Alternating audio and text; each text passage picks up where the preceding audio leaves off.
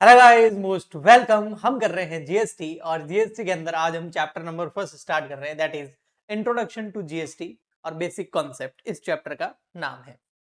वैसे मैंने आपको जो लेक्चर नंबर फर्स्ट था उसके अंदर ओवरऑल जो कॉन्सेप्ट बताया था जीएसटी का, है ना, तो उससे अब जो भी मैं आगे पढ़ाऊंगा ना उससे आपको एक आइडिया रहेगा कि मैं क्या पढ़ा रहा हूँ।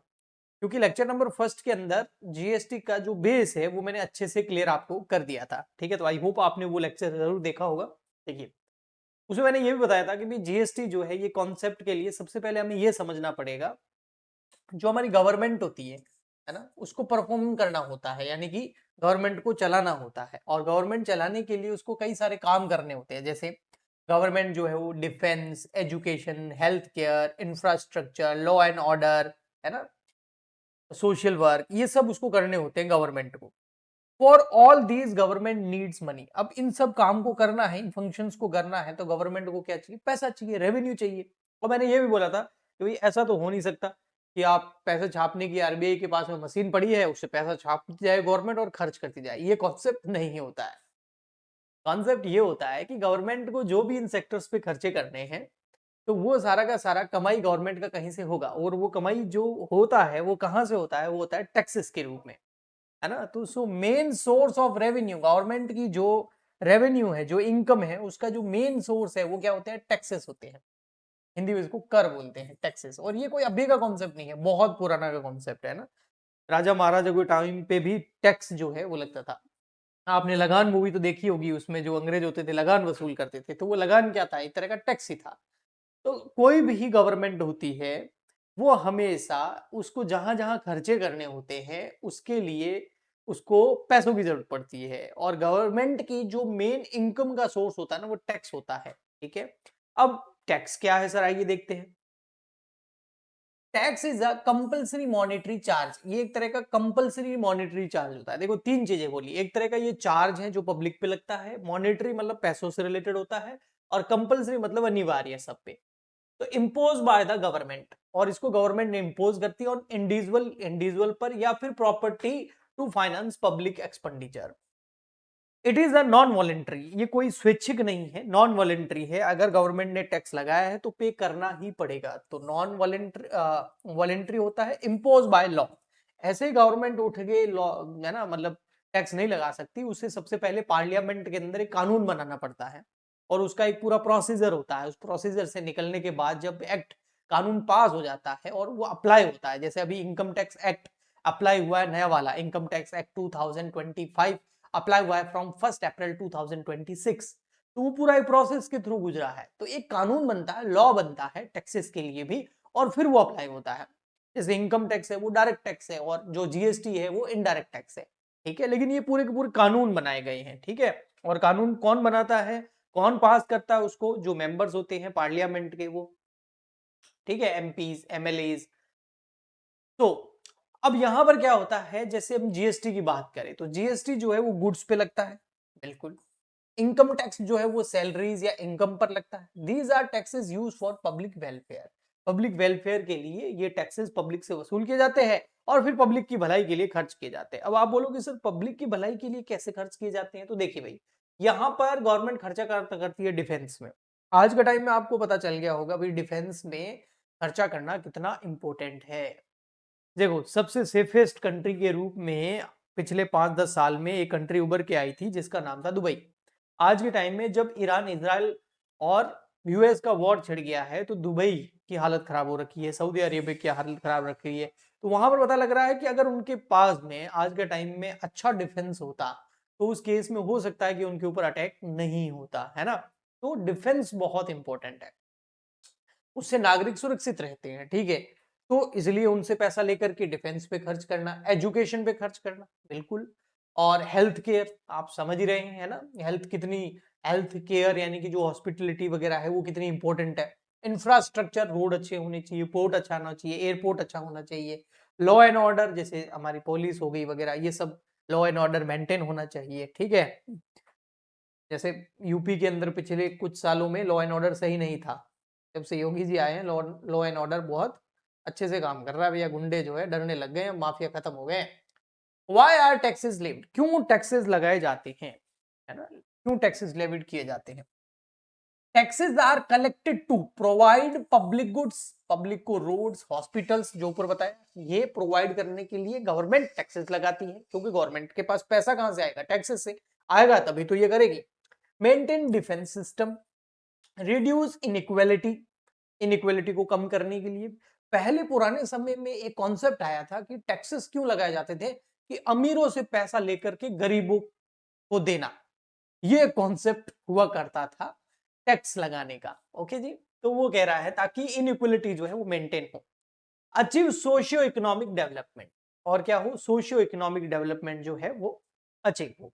अब आते हैं हमारे यहां पर टाइप्स ऑफ टैक्सेस। टैक्सेस दो टाइप के होते हैं भैया, ठीक है, एक होते हैं डायरेक्ट टैक्स और एक होते हैं इनडायरेक्ट टैक्स। डायरेक्ट टैक्स में क्या होता है, गवर्नमेंट आपसे डायरेक्ट टैक्स कलेक्ट करती है, जैसे इनकम टैक्स, और एक होता था वेल्थ टैक्स जो खत्म कर दिया गया। तो जो इनकम टैक्स है आज के टाइम, वो एकदम डायरेक्ट टैक्स है। गवर्नमेंट आपकी जो कमाई है उसके ऊपर डायरेक्ट टैक्स कैलकुलेट करती है, अगर वो कमाई एक लिमिट से ज्यादा होती है तो। ओके जी, तो इनकम टैक्स भी आपके सब्जेक्ट है, तो वहां पढ़ोगे आप। Tax directly impose on a person, जैसे आप पे टैक्स लगना है तो गवर्नमेंट डायरेक्ट आपसे वसूल करेगी, paid directly to the government, और आपको डायरेक्ट गवर्नमेंट को पे करने हैं। ओके जी, इसके फीचर्स क्या है, burden can not be shifted, इसमें बर्डन शिफ्ट नहीं होता है। आपकी इनकम पर टैक्स लगेगा, मतलब किसी एक इंडिविजुअल की इनकम पर टैक्स लगना है मिस्टर ए, तो मिस्टर ए पे टैक्स लगेगा और मिस्टर ए ही गवर्नमेंट को जमा कराएगा, बेस्ड ऑन एबिलिटी टू पे, और ये वही स्लैब के हिसाब से होता है, अगर आपकी एक लिमिट से ऊपर इनकम है तो होता। प्रोग्रेसिव नेचर का होता है, जैसे जैसे इनकम बढ़ती जाएगी टैक्स का अमाउंट भी बढ़ता जाता है और रेट भी बढ़ती जाती है। एग्जाम्पल इसके इनकम टैक्स और वेल्थ टैक्स थे। ओके, इनकम टैक्स तो अभी नया भी आ गया है, इनकम टैक्स एक्ट पहले था 1961, अभी उसको खत्म करके नया इनकम टैक्स लेके आ गया, income tax act 2025।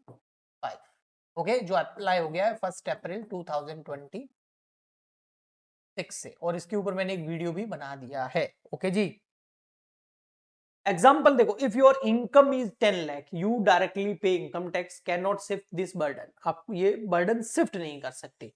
Indirect tax की बात करें तो देखिए भाई, इनडायरेक्ट टैक्स क्या है, मीनिंग समझिए पहले इसका। Tax where burden is shifted to another person. आप, मैं कह रहा हूं, आप वीडियो देख रहे हैं, आपने कई बार इनडायरेक्ट टैक्स पे किया होगा, लेकिन क्या आपने गवर्नमेंट को पैसा जमा कराया कभी, जीएसटी नाम से, इनडायरेक्ट टैक्स नाम से?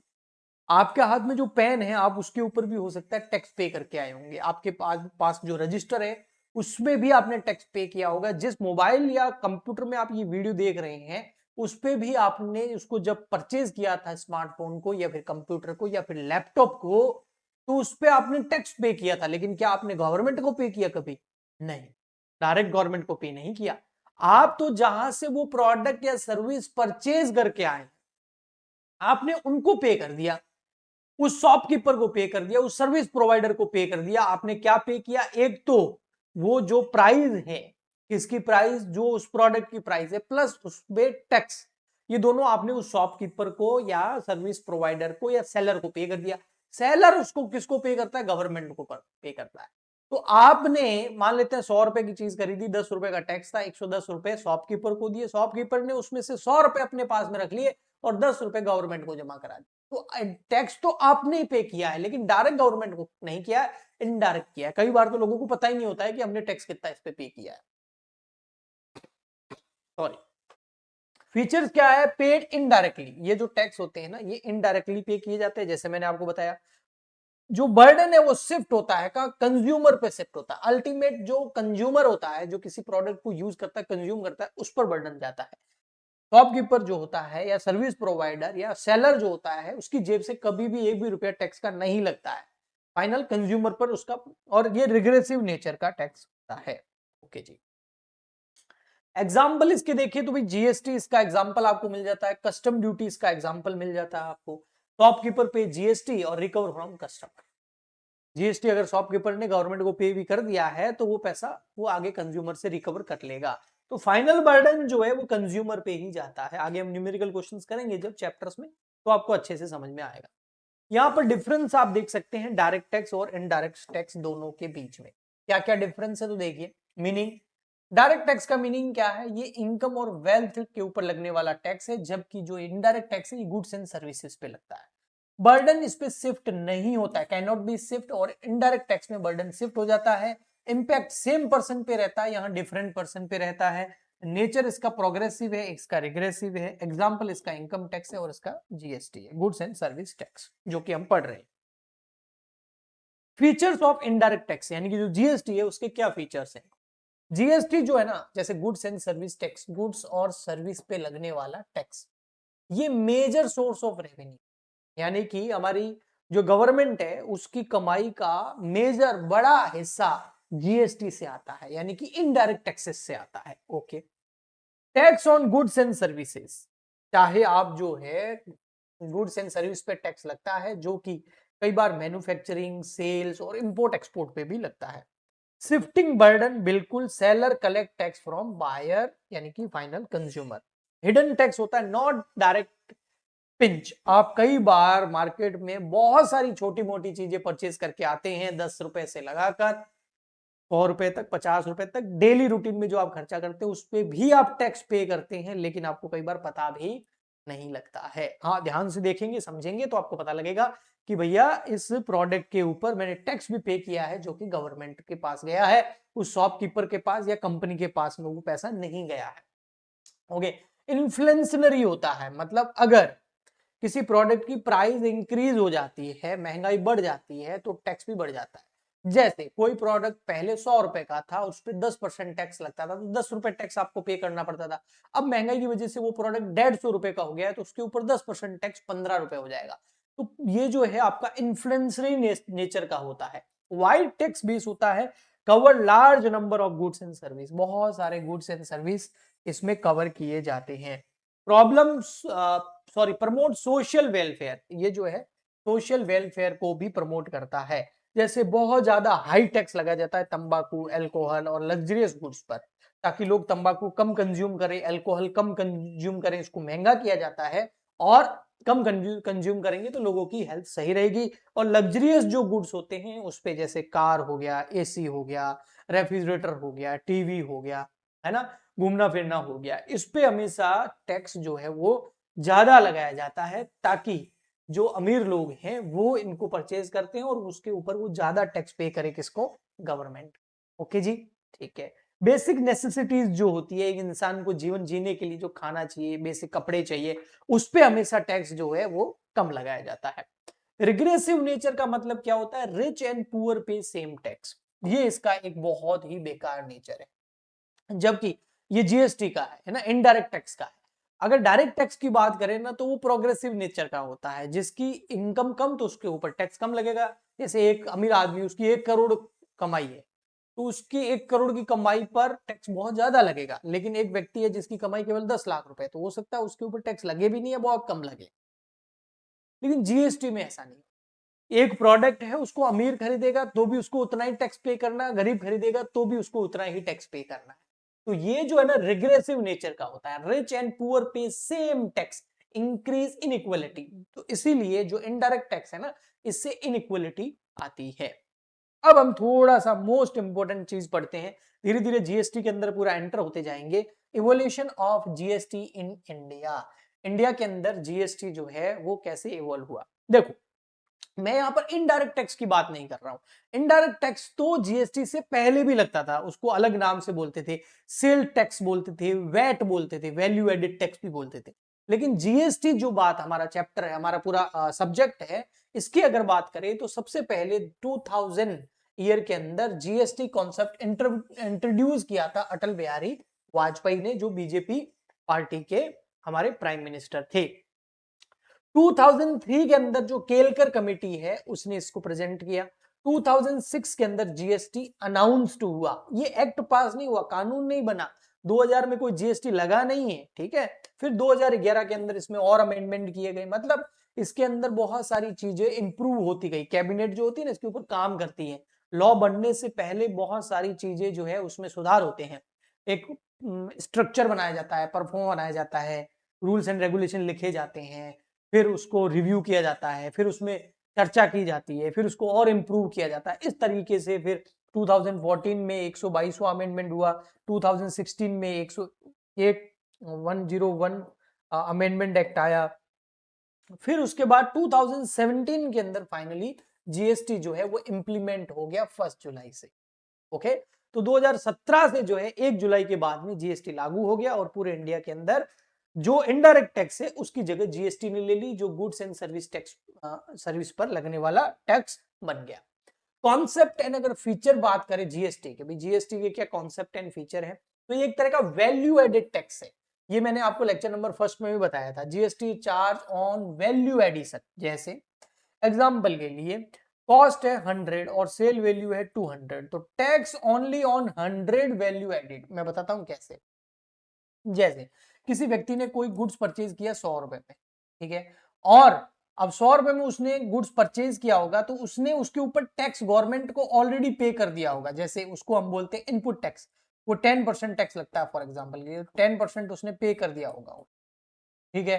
तो 10% उसने टैक्स पे किया होगा, तो उसने गवर्नमेंट को 10 रुपए दे दिए और 100 रुपए मैन्युफैक्चरर को या सेलर को दे दिए, तो उसको 110 रुपए में कोई गुड्स पड़ा। अब उसने उस गुड्स को आगे बेचा कितने में, उसने बेचा 200 रुपए। तो 200 रुपए में बेचेगा तो वो टैक्स वसूल कितना करेगा कस्टमर से, 10% जो होता है 20 रुपए। ओके, तो यहां पर उसके पास टोटल पैसे कितने आए, 220 रुपए। अब यहां पर अगर टैक्स की बात करो तो देखो ये कितना है 10 और ये कितना है 20, ये आउटपुट टैक्स है और ये इनपुट टैक्स है, मैंने बताया था लेक्चर नंबर फर्स्ट में। तो 20 में से 20 रुपीज आपको टैक्स के मिले और 10 आपने ऑलरेडी पे कर दिए, तो अब आपको एक्स्ट्रा और कितने पे करने हैं, 10 रुपए ही तो पे करने हैं। ओके, तो यहां पर वैल्यू एडिशन कैसे हुआ, तो देखिए 200 में से 100 लेस कर दो तो कितना हुआ 100, 100 का 10% करो तो कितना आ जाएगा 10 रुपए। तो जो वैल्यू ऐड होती है ना उसके ऊपर ही टैक्स लगता है, ज्यादा टैक्स आपको पे नहीं करना पड़ता है। Seamless flow of ITC, credit available at every stage. ये जो है ना, ये 10 रुपए मैंने अभी लेस किए थे, क्रेडिट थी, इनपुट क्रेडिट बोलते हैं इसको, लेक्चर नंबर फर्स्ट में बताया था, आगे न्यूमेरिकली और बता दूंगा। बर्डन ऑन फाइनल कंज्यूमर, भैया 20 रुपए एंड में फाइनल कंज्यूमर को ही पे करने पड़े थे। Reduction of cascading effect, cascading effect का मतलब tax on tax eliminated, tax के ऊपर टैक्स नहीं लगता है, पहले लगता था अब नहीं लगता है। यूनिफॉर्म टैक्स सिस्टम है, वन नेशन वन टैक्स लाया गया है, बहुत सारे टैक्स खत्म करके एक देश में एक ही इनडायरेक्ट टैक्स लगेगा, ऐसा कॉन्सेप्ट लाया गया। ड्यूअल जीएसटी मॉडल लाया हुआ, जिसमें सीजीएसटी, एसजीएसटी और आईजीएसटी इंट्रोड्यूस किए गए। सीजीएसटी का मतलब होता है central goods and service tax, SGST का मतलब होता है state goods and service tax, और आईजीएसटी का मतलब होता है inter state goods and service tax. Okay, इनको आगे हम डिटेल में पढ़ेंगे। तो ये लाए गए, सीजीएसटी जो है सेंट्रल गवर्नमेंट वसूल करता है, एसजीएसटी जो है गवर्नमेंट स्टेट गवर्नमेंट वसूल करती है, और दो स्टेट के बीच में अगर कोई टैक्स लगता है तो उसके ऊपर आईजीएसटी लगता है और वो सेंट्रल गवर्नमेंट जो है उसको वसूल करती है, ठीक है। नीड फॉर जीएसटी, भैया नीड क्या है, जरूरत क्या लगी जीएसटी की। पहले भी तो इनडायरेक्ट टैक्स चल ही रहे थे, जैसा मैंने बोला sales tax, VAT, excise duty, import duty, export duty, ऐसे बहुत सारे टैक्स लग रहे थे, है ना। सर्विस टैक्स भी अलग से लगता था, तो क्या जरूरत पड़ी जो जीएसटी लेके आए। तो उस समय क्या होता था, डबल टैक्सेशन होता था, जैसे वेट अलग से लगता था, सर्विस टैक्स अलग से लगता था, तो उस डबल टैक्सेशन को खत्म करने के लिए जो है जीएसटी लाया गया। कास्केडिंग इफेक्ट का मतलब होता है VAT on exercise on tax. पहले जो है value added tax exercise duty के हिसाब से लगता था, फिर उसके बाद सेल्स पर वेट और लग जाता था, तो टैक्स के ऊपर टैक्स लगता था, जिसको खत्म कर दिया गया। नो क्रेडिट ऑफ सीएसटी, कई बार इंटर स्टेट जो टैक्स वसूल किया जाता था उसकी क्रेडिट जो है वो बिजनेसमैन को नहीं मिलती थी, क्रेडिट मतलब इनपुट नहीं मिलती थी उसको। मल्टीपल टैक्सेस लगते थे पहले, मल्टीपल टैक्सेस के अंदर आपका वेट आ गया, एक्सरसाइज ड्यूटी आ गया, सर्विस टैक्स आ गया, इन सबको खत्म करके एक जीएसटी ला दिया गया। लैक ऑफ इंटीग्रेशन था, यानी कि नो कोऑर्डिनेशन बिटवीन सेंट्रल और स्टेट टैक्स। जैसे वेट है ना, उस स्टेट के हिसाब से लगता था, सेंट्रल टैक्स जो है सेल्स टैक्स लगाती थी, लेकिन दोनों के बीच में कोई कोऑर्डिनेशन नहीं था। जीएसटी से बहुत अच्छा कोऑर्डिनेशन आ गया है। बेनिफिट क्या है जीएसटी के, जीएसटी के बहुत सारे बेनिफिट है, जिसमें जो सबसे फर्स्ट बेनिफिट है वो क्या है, यूनिफाइड मार्केट हो गया है, same tax rate across India, पूरे इंडिया में स्टेट वाइज सेंट्रल वाइज सब जगह एक तरह की ही रेट अप्लाई होती है, 5%, 12%, 18% और 28%। तो इससे एक ना यूनिफॉर्मिटी आ गई है। रिमूवल ऑफ कास्केडिंग इफेक्ट, मैंने बोला टैक्स ऑन टैक्स, यानी कि टैक्स के ऊपर टैक्स नहीं लगाए, जैसे ना ब्याज के ऊपर ब्याज, कंपाउंड इंटरेस्ट वो, तो वैसे वैसे टैक्स के ऊपर टैक्स नहीं लगा है, तो ये एक बेनिफिट हुआ जीएसटी की वजह से। इजी ऑफ डूइंग बिजनेस, इससे बिजनेस करना आसान हो गया है, सिंपल सिस्टम हो गया है, जीएसटी रिटर्न फाइल करना, कैलकुलेशन भी बहुत इजी हो गई है। बूस्ट टू इकोनॉमी, इससे मोर प्रोडक्शन हुआ, मोर एम्पावरमेंट एम्प्लॉयमेंट हुआ, तो इससे जो हमारी इकोनॉमी है उसको बूस्ट मिला है। इंक्रीजेज इन रेवेन्यू, देखो भाई कोई लॉ आप लाते हैं और बहुत सिंपल होता है तो वहां पर बिजनेस बहुत जल्दी से तेजी से फलता फूलता है। उसका रीजन है बिजनेसमैन को कोई परेशानी नहीं होती है, कॉम्प्लिकेशंस नहीं होती है, उसको आसानी से चीजें समझ में आ जाती है कि भाई यहाँ से ऐसे टैक्स लेना है, इतना इनपुट मिलेगा और इस तरीके से गवर्नमेंट को पे कर देना और इस तरीके से रिटर्न फाइल करना है। आज के टाइम में जीएसटी का जो काम है वो लगभग 99% ऑनलाइन हो जाता है। 1% भी मैं काट रहा हूँ, क्या पता कहीं प्रॉब्लम हो, बाकी ऐसा कुछ भी नहीं है। आपको ऑनलाइन ही रजिस्ट्रेशन सर्टिफिकेट मिल जाता है, ऑनलाइन ही आपको रिटर्न फाइल करने होते हैं, ऑनलाइन ही आपको इनपुट मिल जाती है, सब कुछ ऑनलाइन हो जाता है। ओके जी, जीएसटी की जो वेबसाइट है वहां पर जाओ, सब काम हो जाता है। इससे अगर आसान हुआ है, जो कॉम्प्लिकेशंस है वो खत्म हो गए हैं, डबल टैक्सेशन खत्म हो गया है, तो इससे फ्रॉड होने भी खत्म हो गए हैं और गवर्नमेंट को अच्छी खासी रेवेन्यू जीएसटी से होती है। अब हम आते हैं भैया ये जीएसटी जो लॉ पास किया गया है, हाँ, तो कॉन्स्टिट्यूशनल प्रोविजन क्या है, हमारा जो संविधान है, हमारा जो कॉन्स्टिट्यूशन है, वो कैसे इजाजत देता है, कौन से आर्टिकल में इजाजत देता है कि भैया आप टैक्स लगा सकते हो। तो article 265 of constitution of India में लिखा हुआ है नो टैक्स विदाउट लॉ। भाई लॉ के बिना आप टैक्स नहीं लगा सकती गवर्नमेंट, इसलिए गवर्नमेंट को पहले ये आर्टिकल 265 इजाजत देता है कि भाई आप लॉ बनाओ फिर टैक्स लगाओ, इसलिए जीएसटी एक्ट बनाया गया। आर्टिकल 246 बोलता है tax power divided between central and state. ये आर्टिकल बोलता है कि जो भी टैक्स है वो सेंट्रल और स्टेट के बीच में डिवाइड हो सकता है। तो जैसे मैं बोल रहा हूँ ना, 5% अगर किसी प्रोडक्ट पे टैक्स लगता है तो 2.5% स्टेट को जाता है, 2.5% सेंट्रल को जाता है, 18% तो 9% उसको, 9% इसको। तो इस तरीके से ये जो आर्टिकल है ये पावर देता है। आर्टिकल 246 ए जो है ना वो बोलता है both can levy GST, state और सेंट्रल गवर्नमेंट दोनों जीएसटी लगा सकती है। आर्टिकल 269 ए बोलता है IGST for inter state supply, तो वो इजाजत ये देता है। आर्टिकल 279 ए जो है जीएसटी काउंसिल बनाने की राइट देता है। जीएसटी जो फ्रेमवर्क है अगर उसको समझे तो ड्यूअल जीएसटी मॉडल है। ड्यूअल जीएसटी का मॉडल मतलब क्या हो गया, इंट्रा स्टेट अगर सप्लाई हो रही है तो वहां पर सीजीएसटी और एसजीएसटी लग जाता है। इंट्रा स्टेट का मतलब हो गया जैसे राजस्थान है तो राजस्थान के अंदर ही सेल और परचेज हो रहा है, ठीक है। एक हो गया inter state supply, inter state supply मतलब राजस्थान से गुजरात कोई गुड्स आप सर्विस आप सेल या परचेज कर रहे हैं तो वहां पर आईजीएसटी लगता है। ओके जी, जैसे दिल्ली के अंदर ही, दिल्ली और मतलब दिल्ली के अंदर ही सेल और परचेज हो रहा है तो सीजीएसटी और एसजीएसटी लगता है। सीजीएसटी मतलब central goods and service tax, SGST मतलब state goods and service tax. लेकिन दिल्ली से हरियाणा आप गुड्स भेजोगे तो आईजीएसटी लगेगा। ओके जी, जीएसटी रेट की बात करें तो 5%, 12%, 18% और 28% है। जैसे बहुत सारे जो कार मैन्युफैक्चरिंग कंपनीज उन पे पहले 28% टैक्स लगता था जिसको घटा के 18% कर दिया गया, जिससे पिछले टाइम में कार की सेल बढ़ी थी। जीएसटी काउंसिल के बारे में थोड़ा सा समझे तो देखिए जीएसटी काउंसिल जो है उसमें कंपोजिशन कैसे हुआ है। फाइनेंस मिनिस्टर जो होता है हमारी कंट्री का वो इस जीएसटी काउंसिल का चेयरमैन होता है और उसके बाद में कुछ इसमें स्टेट मिनिस्टर्स होते हैं। फंक्शंस क्या है जीएसटी के अंदर, तो देखिए डिसाइड की जाती है इस काउंसिल के द्वारा, जीएसटी काउंसिल के द्वारा रेट डिसाइड की जाती है, जैसे 5%, 12%, 28%, 18% और भी कोई आ सकती है। कई सारी एग्जम्पशंस भी डिसाइड की जाती है। बहुत सारे गुड्स ऐसे होते हैं जो हमारे जीवन जीने के लिए जरूरी होते हैं, कंपलसरी होते हैं, खाना पीना हो गया हमारा, है ना, जो लग्जरीज आइटम वगैरह नहीं होते उन पे या तो जीएसटी बहुत कम लगाया जाता है या फिर उनको एग्जम्प्ट कर दिया जाता है कि भैया जैसे आटा हो गया, अगर पैकिंग वाला आटा नहीं है, खुला आप खरीद रहे हो तो उस पर जीएसटी नहीं लगता है। रिकमेंडेड लॉ, और इसके अलावा वो लॉ से रिलेटेड बहुत सारी चीजें का रिकमेंडेशन जो है वो भेजते हैं जीएसटी काउंसिल वाले। जीएसटी एंड पोर्टल ये सबसे इंपॉर्टेंट पोर्टल है और ये एक तरीके की बैकबोन है किसकी, जीएसटी, आईटी बैकबोन। जो जितना भी आईटी यानी कि जो हमारा सॉफ्टवेयर वगैरह है, वेबसाइट वगैरह है, ऐप वगैरह है, वो सब जीएसटीएन के अंदर आता है। इसके फंक्शंस क्या है, इसमें रजिस्ट्रेशन करवा सकते हो, रिटर्न फाइल कर सकते हो, पेमेंट कर सकते हो। जीएसटी पोर्टल जाके आप चेक कर सकते हो, www.gst.gov.in लिखोगे तो जीएसटी का पोर्टल आएगा।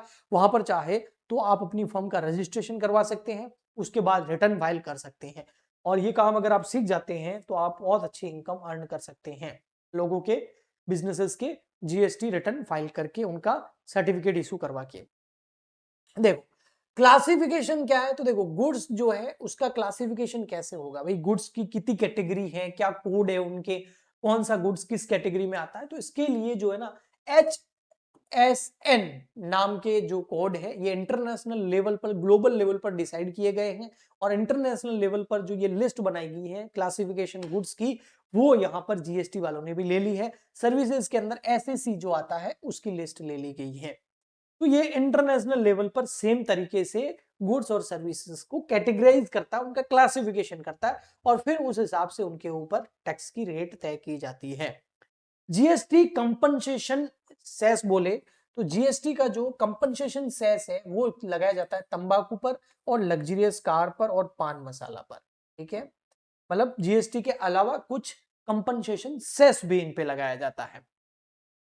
इंपॉर्टेंट फैक्ट्स अगर देखें तो देखो इंपॉर्टेंट फैक्ट्स क्या है, जीएसटी जो है वो स्टार्ट कब हुआ, ये डेट याद रखना, एमसीक्यू आ सकता है, 1 जुलाई 2017 से।